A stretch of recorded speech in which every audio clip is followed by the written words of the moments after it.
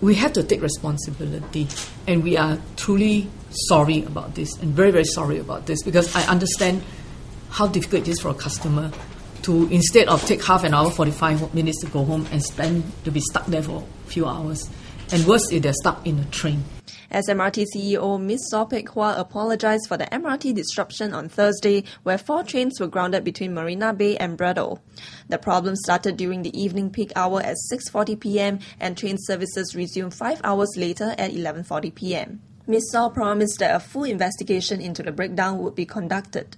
Preliminary investigations by SMRT revealed an alignment problem on a 40-metre stretch of the rail, affecting 4,000 passengers who were in the 4 grounded trains.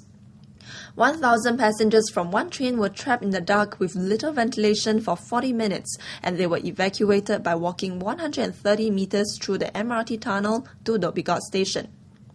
The other 3 trains were hauled or pushed to a station. An estimated 127,000 commuters were affected by the massive breakdown on the North-South line last evening. The cause of the problem cannot be ascertained at this point in time, but SMRT admits that more could have been done to better communicate with the affected commuters. We have been looking into the announcement systems because we have been critical ourselves that we can do better. But this is an extremely real-life test for us to realize how much more we need to do.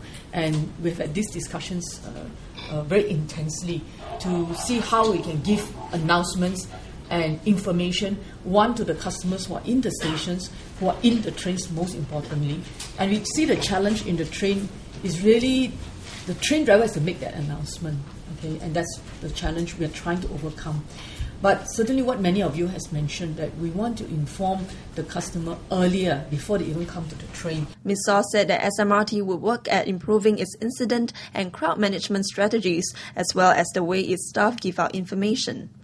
She said that information about the train disruption on Thursday should have been disseminated in languages other than English, but noted that the drivers were also unable to say more. The question of timely and more timely, because he only can communicate what he's told. He's as blind as the passenger on the train. So he only gets information from the OCC to tell him what's happening. And so therefore, that condition, I think we can do a lot more. While engineers resolved the problem before 9 p.m, train services resumed only at 11:40 p.m. as the team wanted to make sure that all was safe. The 5-hour breakdown on the North-South line came a day after a morning peak hour delay on Circle Line that affected some 1,400 commuters. However, Ms. Saw and her team said that the disruption on the Circle Line was due to teething software issues and not connected to Thursday's incident. While affected commuters Razer TV spoke to on Thursday night were not irate about the breakdown on the North-South line, many Singaporeans felt the message that SMRT sent to its taxi drivers saying that there was an income opportunity for them was in bad taste. Next up, Ms. Saw and the team from SMRT explained why that message was sent.